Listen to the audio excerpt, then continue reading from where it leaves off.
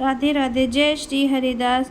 कार्तिक मास का नवा अध्याय मैं आपको सुनाने जा रही हूँ, इसे आप ध्यानपूर्वक सुनिए। नारद जी बोले, जब 2 घड़ी रात बाकी रहे तब तुलसी की मृत्तिका वस्त्र और कलश लेकर जलाशय पर जाएं। कार्तिक में जहाँ कहीं भी प्रत्येक जलाशय के जल में स्नान करना चाहिए। गर्म जल की अपेक्षा ठंडे जल में स्नान करने से 10 गुना पुण्य होता है।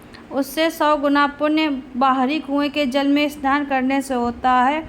उससे अधिक पुण्य बावड़ी में और उससे अधिक पुण्य पोखर में स्नान करने से होता है। उससे 10 गुना झरनों में और उससे अधिक पुण्य कार्तिक में नदी में स्नान करने में होता है। उससे भी 10 गुना पुण्य वहाँ होता जहाँ 2 नदियों का संगम हो, और यदि कहीं 3 नदियों का संगम हो तब तो पुण्य की कोई सीमा ही नहीं। स्नान से पहले भगवान का ध्यान करके स्नानार्थ संकल्प करना चाहिए। फिर तीर्थ में उपस्थित देवताओं को क्रमशः अर्घ्य, आचमनीय आदि देना चाहिए। अर्घ्य मंत्र इस प्रकार है, हे कमलनाथ आपको नमस्कार है, हे जलाशायी भगवान आपको प्रणाम है, हे ऋषिकेश आपको नमस्कार है। मेरे दिए गए अर्घ्य को आप ग्रहण करें। वैकुंठ, प्रयाग तथा बद्रिकाश्रम में जहाँ कहीं भगवान विष्णु गए वहाँ उन्होंने 3 प्रकार के से अपना पाँव रखा था। वहाँ पर ऋषि वेदों यज्ञों सहित सभी देवता मेरी रक्षा करते हैं। जनार्दन हे दामोदर, हे देवेश आपको प्रसन्न करते हुए मैं कार्तिक मास में विधि विधान से ब्रह्म मुहूर्त में स्नान कर रहा हूँ। आपकी कृपा से मेरे सभी पापों का नाश हो। हे प्रभु, कार्तिक मास में व्रत तथा विधि पूर्वक स्नान करने वाला मैं अर्घ देता हूँ। आप राधिका सहित ग्रहण करें।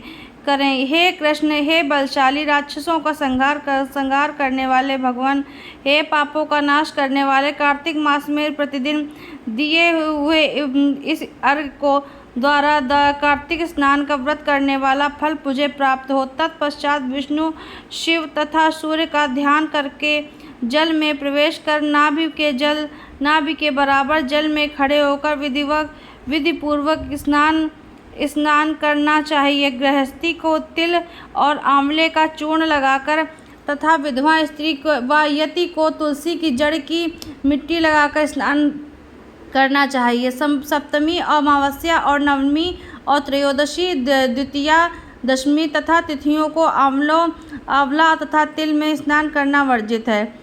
स्नान करते हुए निम्न शब्दों का उच्चारण करना चाहिए। जिस भक्तिभाव से भगवान देवताओं के कार्य के लिए 3 प्रकार का रूप धारण किया था, वही पापों का नाश करने वाले भगवान विष्णु अपनी कृपा से मुझे पुत्र पवित्र बनाए। जो अमनुष्य भगवान विष्णु की आज्ञा से कार्तिक व्रत करता है, जिसकी इंद्रादि सभी देवता रक्षा करते हैं, इसलिए वह मुझे पवित्र करे। बीजों, रहस्यों एवं यज्ञों सहित वेदों के मंत्र कश्यप और आदि ऋषि इंद्रादि देवता भी मुझे पवित्र करें। अदिति आदि सभी नारियां यज्ञ प्रसिद्ध सर्प और समस्त औषधियों व तीनों लोकों के पहाड़ में मुझे पवित्र करें। इस प्रकार कहकर स्नान करने के बाद मनुष्य को हाथ में पवित्री धारण करके देवता, ऋषि, मनुष्यों तथा पितरों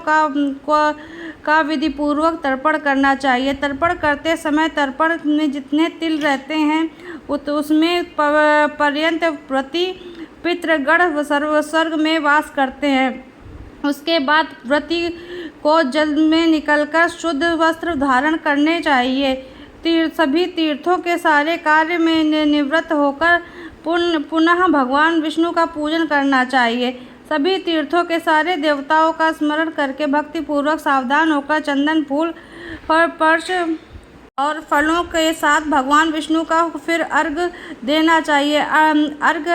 अर्घ के मंत्र का अर्थ इस प्रकार है, मैंने पवित्र कार्तिक मास में स्नान किया है, हे विष्णु राजा के साथ आप मेरे अर्घ को ग्रहण करें। तत्पश्चात चंदन, फूल और तांबुल आदि वेद पाठी ब्राह्मणों को श्रद्धापूर्वक पूजन करें और बारंबार नमस्कार करें। ब्राह्मणों को के दांव पांव के तीर्थों का वास होता है। मुंह में वेद और समस्त अंगों में देवताओं का वास होता है। इनकी अपने कल्याण की इच्छा रखने वाले मनुष्य को इनका ना तो अपमान करना चाहिए, ना ही इनका विरोध करना चाहिए। फिर एकाग्रचित्त होकर भगवान विष्णु की प्रिय तुलसी जी की पूजा करनी चाहिए और उनकी परिक्रमा करके उनको प्रणाम करना चाहिए। हे देवी, हे तुलसी, देवताओं ने ही प्राचीन काल में तुम्हारा निर्माण किया है और ऋषियों ने तुम्हारी पूजा की है। हे विष्णु प्रिया तुलसी, आपको नमस्कार है। आप मेरे समस्त पापों को नष्ट करो।